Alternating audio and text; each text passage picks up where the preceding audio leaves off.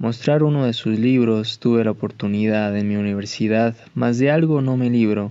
Es cuestión que no calibro. Poesía, ¿qué significa? Este arte que dignifica. Pude por fin conversar, como cuates en un bar, con Luis Armenta Malpica. Me encantan esas charlas donde aprendes muchísimo, que te cambian la perspectiva, que existe un mundo por descubrir. Así fue la charla que tuve con Luis Armenta Malpica. Lo conocí hace casi 3 años, en la universidad. Tuve la oportunidad de presentar uno de sus libros, Voluntad de la Luz. Al terminar la presentación, conversamos un poco, y después de la charla me quedé con ganas de saber más. Ahora me saqué esas ganas. Conversamos sobre su evolución y formación autodidacta como poeta, el relámpago del poema, sobre el paralelismo de ser buen ser humano y ser buen artista, los talleres literarios y un montón de cosas más. Antes de dejarlos con Luis, les cuento qué es todo esto.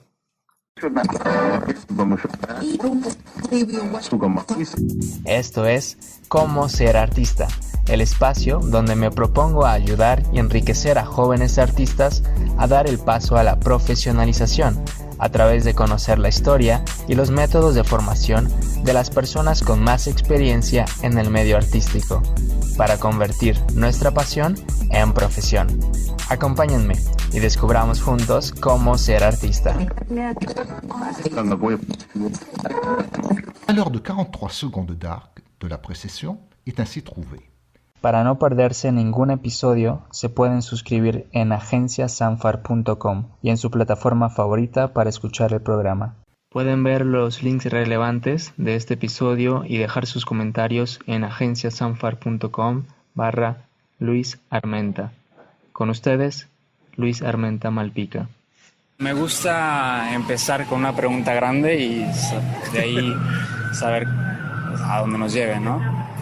Y como el nombre del programa es Cómo ser artista, te pregunto a ti, en tu caso especial, ¿cómo ser poeta? Bueno, esa es una pregunta grande porque me parece que para empezar es una profesión como casi cualquier otra, pero que involucra mucho la cuestión individual, ¿no? Lo que has vivido, lo que piensas, lo que confrontas, lo que quieres proponer también como cambio, porque creo mucho en que el arte en general, la literatura particularmente, la poesía más, no nada más habla por nosotros y de nosotros, sino también hacia los otros, ¿no? Porque no haríamos un trabajo íntimo, un diario o un poema que nunca vamos a publicar, que nunca vamos a leer. Y no, lo que hacemos siempre es hacia afuera. Entonces me parece que hay una cuestión interna que nos preocupa a los que escribimos poesía, pero que tiene que desarrollarse y que termina su labor con el otro. El poema no termina en el momento que nosotros ponemos el fin del verso, sino hasta que el lector lo lee y se comunica con este poema. No creo que el poema sea un medio de comunicación, pero sí termina de hacerse, de completarse en la coincidencia con el lector, ¿no? Con quien haya estado expuesto a este discurso, a estas palabras que se hayan dicho, formalizado en el vehículo del poema. Pero creo que se va haciendo uno poeta como se va haciendo ser humano, como se va haciendo hombre. O sea, hay una madurez que se va adquiriendo, no tanto con los años, que sí tienen mucho que ver, sino con las lecturas. Yo creo mucho que la poesía o el poeta se hace a partir de lo que ha leído, de lo propio, de cómo lo hace y de lo ajeno, sobre todo de lo ajeno. En mi caso, hay una distancia que yo creo que es muy grande entre los primeros poemas y los últimos, por esto, por la trayectoria. Y aclaro la palabra porque luego entendemos la trayectoria como reconocimientos, premios y libros publicados, sino este transcurso del tiempo que nos ha hecho asentar ideas, modificar e incluso cambiar radicalmente las maneras en que nos expresamos. El poema es una expresión, por eso no me refiero tanto al medio de comunicación, sino a un medio de expresión, y la expresión va variando, así como cambia nuestra voz, cambia nuestra postura, la forma en que nos movemos, desarrollamos. El ejemplo sería, si uno empieza a bailar, tiene los pasos básicos y tiene que darse cuenta si sigue el ritmo, si tiene buen oído, si se puede comunicar con el cuerpo de alguien más. Pero ¿qué pasa si de pronto se enfrenta a un baile grupal, ¿no? O tribal, algo que no conoce? Va a tener que aprenderlo. Entonces hay una deformación histórica, educativa, que tiene que transformar, que tiene que modificar por el nuevo baile. Y cuando regrese a bailar, lo que antes bailaba ya no va a ser el mismo. Ya va a tener otro compromiso, va a tener otra enseñanza, va a tener otra manera de aplicar con su cuerpo esa musicalidad o esos ritmos que escuchó, y creo que se nota en los siguientes pasos. Y eso es lo que pasa también con la poesía. Mi referencia con la danza, porque yo hice danza y estudié algo de música, entonces por eso me parece muy fácil moverme en esos terrenos.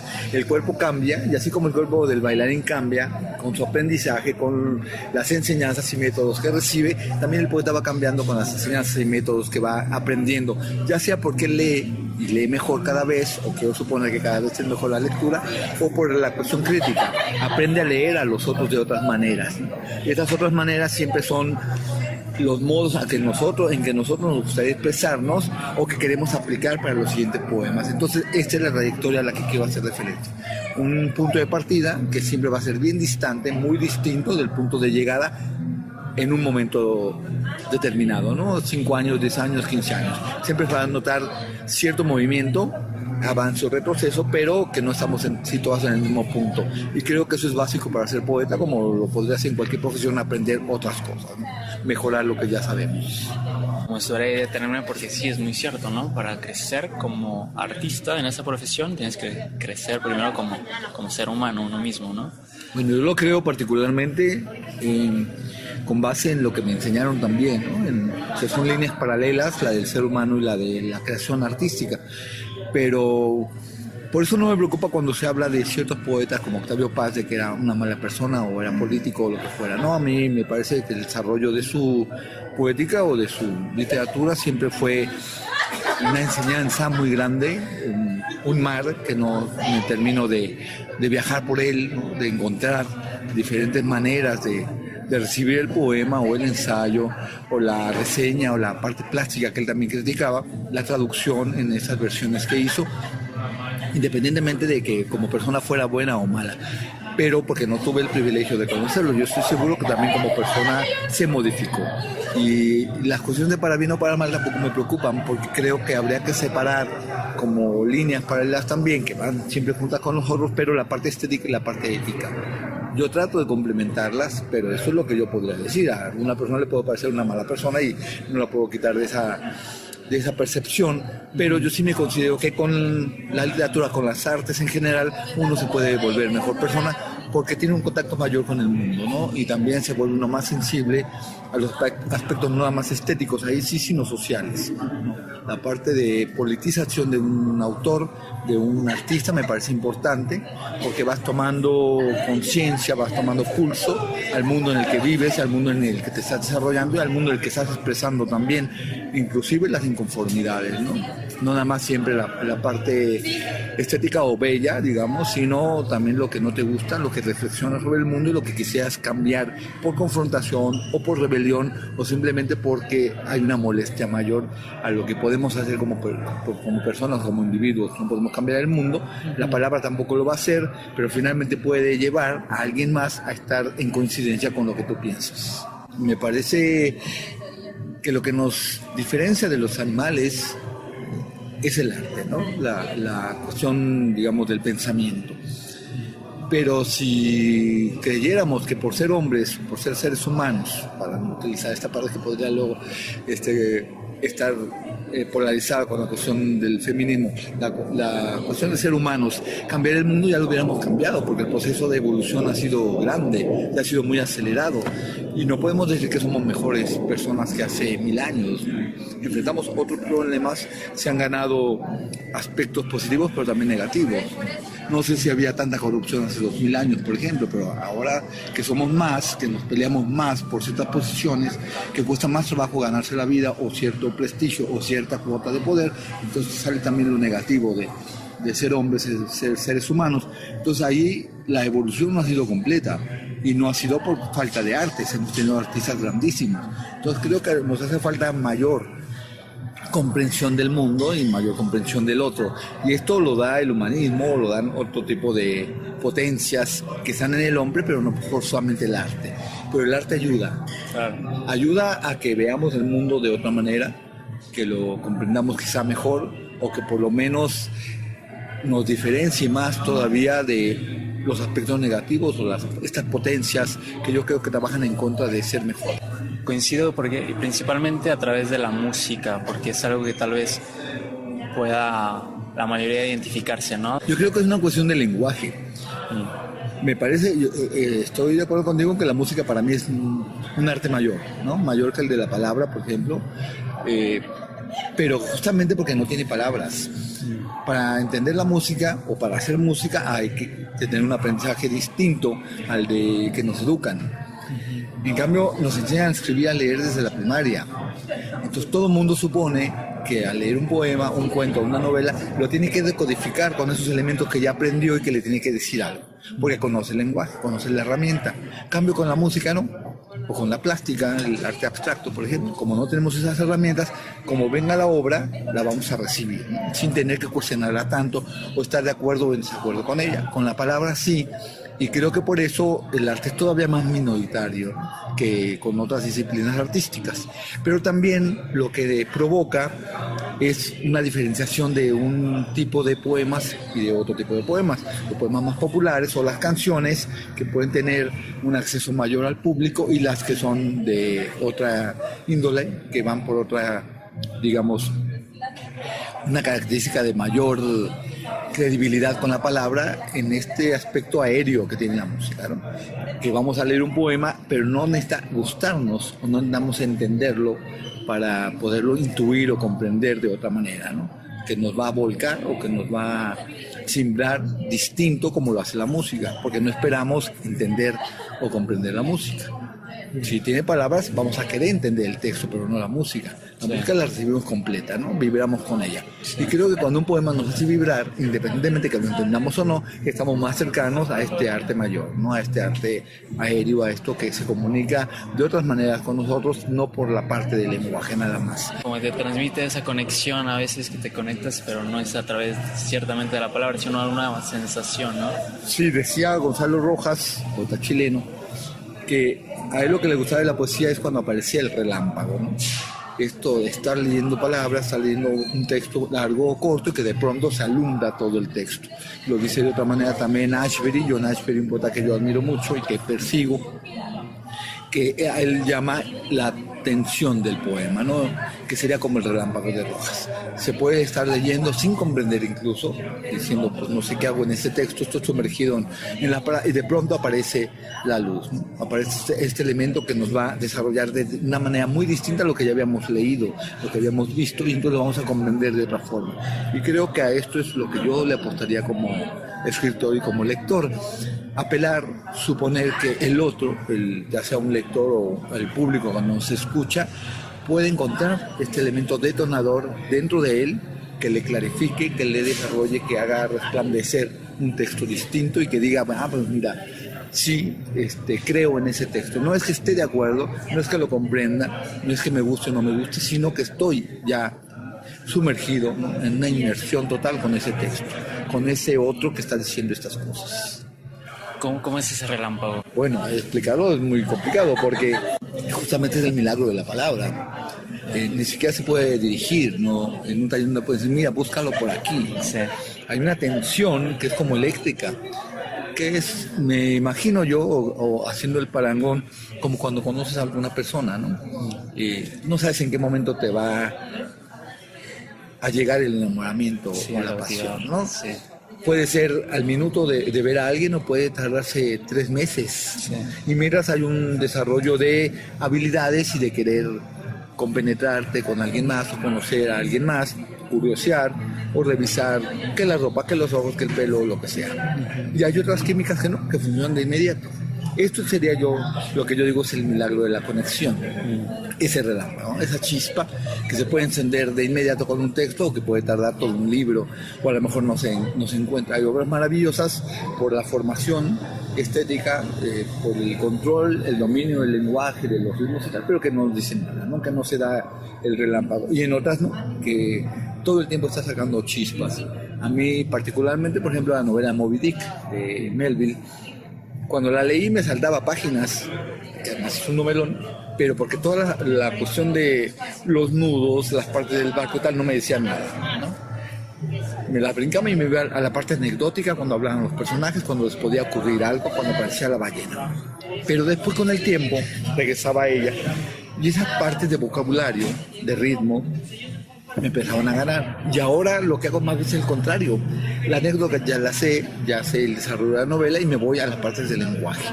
Y entonces allí encuentro cada vez más milagros, más de los que encontré las primeras veces, porque como estoy buceando, sumergiéndome en ese océano que es la novela, por supuesto que va a haber más elementos que llamen la atención y otros que me sacudan, que el aire que tengo ya sea tan poco, ¿no?, que necesito salir a respirar, ¿no? Esa sería una parte milagrosa de la novela de Melville, por ejemplo. Nos sumerge tanto, estamos siempre en el peligro de la tensión que provocan las palabras, que sientes que te roban el aire, ¿no? Pero que siempre también estás esperando salir a la superficie, tomar un poquito de aire, pero para regresar a ese océano, ¿no?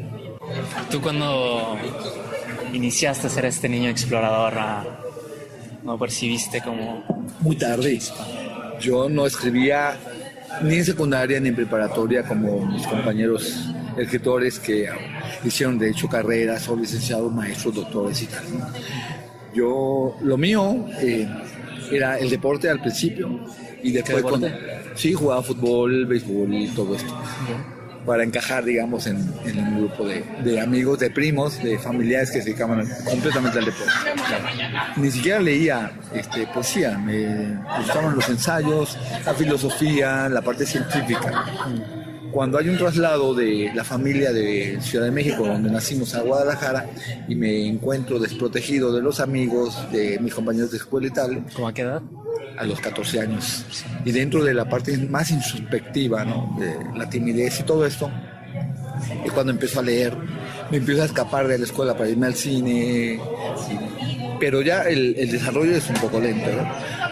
Entro en el mundo de las artes, primero con la música, luego con la danza, ya entrados los 20 y tantos años. Todo lo demás fue, digamos, pasar por la vida en ceros, ¿no? Muy X, muy gris todo, no triste, pero sin ninguna preocupación estética de ningún tipo. Hasta después se apareció como parte de una rebeldía, digamos. Pero entro en la literatura en el 89, ya con casi 30 años. Y entro porque con mis colegas, con mis amigos de México, que nos escribíamos cartas, estamos hablando de un tiempo que no había ni siquiera correo electrónico, WhatsApp, ni esas cuestiones de redes, no había computadora como tal, máquinas de escribir. Entonces les mandaba mis cartas, ellos recibían las suyas y no me entendían. Entonces entré a la escuela de escritores para que me enseñaran a escribir y poder entender con mis amigos, y ahí me convencieron que lo que yo hacía, y por eso no se entendía, es que no era un lenguaje de comunicación, sino un lenguaje artístico, y que si me quería quedar iba yo camino a la narrativa. Me gustó, pero tuve que dejar la danza porque era justamente en los mismos horarios, de lunes a viernes, de 4 a 9 en la tarde, ya para salir en la noche. Yo dije, bueno, la danza me gusta, es un medio de expresión, me convence, pero ya estoy mayor, no sería un gran bailarín. Y también estas cuestiones en la danza pesan bastante, la edad. Dije, vamos probando con la literatura, y si no, me regreso a la danza. Me gustó tanto la literatura que me quedé, pero no fue tarde, ¿no? Ya fue a la edad en que ahora muchos jóvenes no nada más tienen un libro, sino que tienen varios libros publicados, tienen una trayectoria, aquí sí, como cuestión de avances, de haber ganado prestigio, mucho mayores. Y con esa timidez de que en un mundo distinto que yo desconocía por completo, pues nada, hay que empezar a hacer algo. Pero me gustó, me atrapó por esto que empecé a desarrollar y a ver en la comunidad artística, sobre todo en la literaria. Caí en muy buenas manos, con una escuela de escritores que dirigía Patricia Medina, que me guió bastante bien, dándome esa libertad de, si te gusta la convivencia, hazte cargo de un taller, vamos a leer esto, vamos a presentar obras de teatro que también tenían que ver con nuestra formación, etc.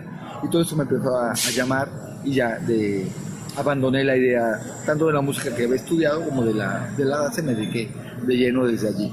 Y en la parte de la edición, que también nació muy paralela, también teníamos un pequeño sello en la escuela de escritores para publicar a los alumnos. Y entonces me involucré al grado de que llegase como, no era el puesto, pero sí el encargado de las publicaciones, ¿no? Me dejaban al cuidado de los libros, de revisar cajas y todo esto, y ahí nació la otra pasión que también es paralela con la escritura, que es la edición de libros, pero vino tarde. Digo tarde en mi proceso particular, pero no creo que sea tarde porque era el momento que tenía que llenar. Después de lo que es básico para mí en un poema o en la literatura, que es la musicalidad, no los ritmos tradicionales, pero sí la musicalidad, y también la parte orgánica, el pulso, el que yo creo que el poema lo veo como un organismo vivo, que lo tengo que dejar moverse, expresarse, explayarse, y allí la experiencia dancística creo que me hizo bastante bien. ¿Cuál es tu método como editor? Como editor es muy parecido, pero con autores que ya tienen el libro hecho, no en la motivación. De hecho, hay muy pocos alumnos del taller que han publicado en la editorial, ¿no? Porque no es la meta de la editorial. Si salen, como el caso de Elías Carlo, por ejemplo, que se ha estado en talleres y ha sacado el libro con Mantis Editores, que es mi sello, bueno, bienvenidos, pero porque salió el producto después, no como parte del proceso del taller. No propongo ni busco que los alumnos hagan libros completos para publicarlos, sino que tengan un proceso muy amplio de lo que es la disciplina de un taller, muchos recursos, muchas lecturas, y que cada quien agarre camino. Después de un tiempo ya abandonar el taller para que sigan su ruta. Si después de que abandonar el taller proponen un libro editorial y pasa por el proceso de dictamen de un colegiado de 3 críticos de diferentes partes del país y el libro es aprobado, entonces ya se publica, pero no como producto de un taller, sino producto de un escritor que ya tiene un libro en cierne, un libro ya bien hecho, un libro terminado, para proponerlo a un editorial.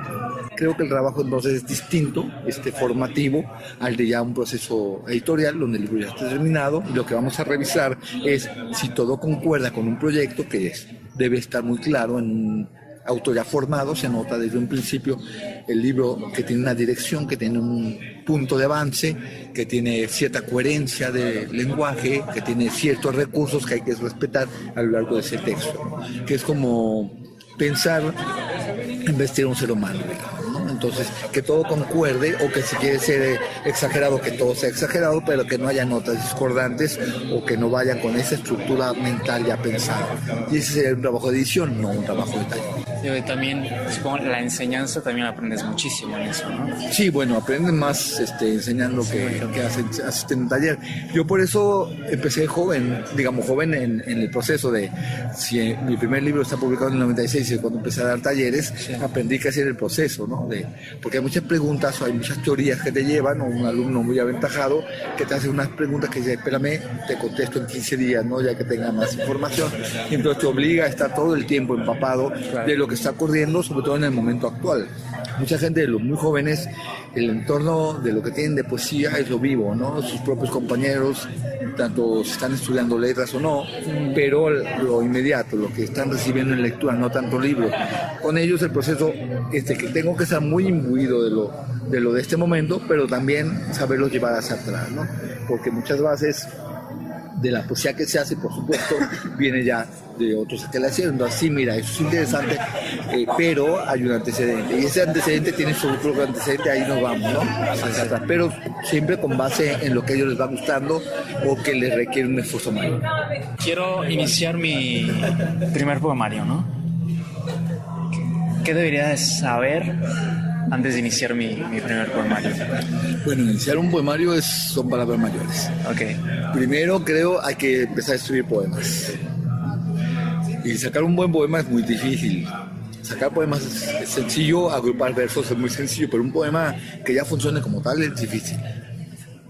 Y después hay que ver, en esa producción de buenos poemas, qué tanto se conectan entre sí para saber si el primer libro va a ser un libro, un conjunto de poemas, o ya un poemario como tal, un libro unitario que tiene mucho más coherencia o líneas de conexión entre unos poemas y otros. Es un trabajo mucho más de edición que de taller. El taller se preocupa por los buenos poemas, pero sin pensar que se va a formar un libro. Insisto en esto cuando doy un taller, porque no tiene que ver, no tendría que ver forzosamente con el hecho de agrupar meramente, ¿no? Buenos poemas, sino revisar que esos poemas estén diciendo algo distinto cada uno, para que sea una variedad como tal, ¿no? Porque se va a reiterar lo mismo cada poema, por bien hecho que esté, se anulan entre ellos. Entonces no se busca esto con un libro, o el proceso de un libro mayor, digamos, unitario, que un poema va a llevarte al segundo y el segundo al tercero, entonces hay que cuidar que estos escalones tengan una ruta. Y hay momentos en que se va a estacionar y sabe, vamos revisando qué tanto se estaciona, qué tanto se queda estancado el discurso, o que de pronto hay saltos que no se explican, entonces acá hace falta un poema de transición entre un momento y otro. Creo que esto es lo que sería el trabajo de edición de un libro. Pero proponer en un taller la formación del libro me parece peligroso, a menos que sea un taller avanzado, que ya se haya visto el proceso básico de intermedio, por ejemplo mi taller es intermedio, para que después en un taller avanzado todos propongan un proyecto y trabajar con poemas en ese taller, pero ya no con consigna, no vamos a escribir de la guerra, vamos a escribir de un poema que simule la poética de tal, de Neruda o lo que sea, sino lo que uno ya va produciendo con vistas a ese discurso mayor, ¿no? A ese libro potencial. Entonces sí, me parece que intentar en un taller la creación de un poemario no lo aconsejaría, pero además me parece que es muy, muy complicado. Lo que me interesa mucho es el proceso creativo. ¿Cómo es tu proceso creativo? Bueno, ahora es bien distinto de como era, mi proceso es distinto a lo que yo propongo en los talleres. Digo que hagan poemas sueltos y luego termina haciendo un libro. Yo no sé trabajar poemas sueltos, siempre trabajo un poema que se va a convertir en un libro, porque trabajo hacia afuera, no hacia adentro. Entonces ya tengo el primer poema y el segundo sale en continuación, como encadenado. Y el libro que termino casi siempre está encadenado a un segundo libro, ¿no? Ese aspecto hablaría de que soy un narrador frustrado, porque tengo una saga de poemarios conectados, casi todos, no todos, pero casi todos están trabajados de esa manera. Entonces para mí resulta muy fácil, porque en cuanto tengo el poema medular, lo único que hago es desarrollar tópicos. Y acá tengo este tema, lo desarrollo. Acá tengo otro segundo tema, lo desarrollo y luego se conectan, los conecto. Pero no es el proceso más natural. El más natural es o seguir un proyecto muy pensado, digamos, conceptual, o dejar que los textos salgan sueltos y después ya unificarlos de acuerdo a alguna temática, algún tipo de coincidencia, ya sea lingüística o espacial o temporal, ¿no? Que hablan, esto hace por ejemplo Carmen Villoro, suelta muchos poemas. Y todos los que hablan de la ciudad lo junta y crea un libro, ¿no? Se llama El Habitante, por ejemplo. Pero ya es a partir de mucha obra, selecciona los mejores, los distintos que tengan que ver con el tema de la ciudad y los reúne. Entonces eso es lo que yo llamaría una colección de poemas. Yo antes escribía como por necesidad, me despertaba una línea y me paraba, en ese momento escribía como loco, ¿no? Era mucho más dinámico, más visceral el asunto. Ahora no, lo tengo muy calmado, ya sé de lo que quiero escribir, cuando quiero escribir, y entonces me programo a sentarme y a trabajar con mucha información que voy recopilando. Si voy a hablar, por ejemplo, de la detonación de la bomba atómica, como en el libro de Enola Gay, empecé a investigar los diarios del oficial, todos los elementos de la Primera Guerra, antecedentes ideológicos, históricos de personajes que me interesan, lugares, y voy haciendo ensamblajes o de oposición. Por ejemplo, si tengo toda la historia de lo que ocurre con Estados Unidos, entonces me voy al Japón de la época a empezar a investigar qué había, qué se leía, qué personajes me pueden servir, o posteriores si voy a hacer una historia imbricada, que es el caso de lo que yo hago, ¿no? Entonces, si tengo un oficial, entonces pongo acá a alguien creativo, pues un novelista, un artista, ¿no? Yukio Mishima, por ejemplo, que me va a servir de contraparte. Si tengo a alguien en el aire, que es el avión, tengo a alguien en tierra que va a recibir la bomba, voy compensando, y toda esa información que tengo que ir primero acercándome, leyéndola y después convirtiéndola en información ya más estética, que se pueda acercar a lo que es un poema. Y ya que tengo una información, como estoy muy lleno de datos y de emociones, lo único que hago es esperar el momento de la detonación, tal cual, de cómo se fuera la bomba, cómo se aparece el poema y lo escribo. Entonces el proceso sí es mucho alimentarme de otros datos, de muchas técnicas, muchos escritores que han escrito el tema, Porcelán en este caso, autores de la guerra, anteriores a la guerra, Gertrude Stein, para saber en qué pensar revisaban cómo escribían, qué hacían en Szymborska con las cuestiones de Polonia, campos de concentración, para ver en qué momento encuentro ese posible relámpago, ese milagro, ¿no? Esa chispita que haga que se detone ya un texto mayor. Es muy tardado el proceso de alimentación, puede llevarme 2 años, 3 años, y el momento creativo sí es muy corto. Puedo hacer un libro en 6 meses, por ejemplo, sin ningún problema, ¿no? Pero ya estoy súper cargado de datos, entonces es más fácil que en algún momento reviente, porque ya demasiada carga, ¿no? Nada más darle el golpe a la piñata para que salgan resultados, salga algún fruto, ¿no? No siempre bueno, pero así es mi proceso, que no es, por lo que he podido ver, no es tan común, pero tampoco no es el único, no es tan peculiar, ¿no? La mayoría de los escritores escriben porque ya tienen las ganas de hacerlo. A mí no es por ganas, es por saturación, ¿no? Si les gusta el programa y conocen a más personas que también les podría interesar, pueden compartirlo a través de las redes sociales y contarle a sus amigos y amigas cómo suscribirse. Y para seguir conectados, búsquenme en las redes sociales como André Sanfar. Los espero en el próximo episodio cuando les cuente lo que converso con profesionales de la economía naranja para seguir aprendiendo juntos cómo ser artista y así convertir nuestra pasión en profesión. Soy André Sanfar y gracias por escuchar. Hasta entonces. À l'heure de 43 secondes d'arc de la précession est ainsi trouvée.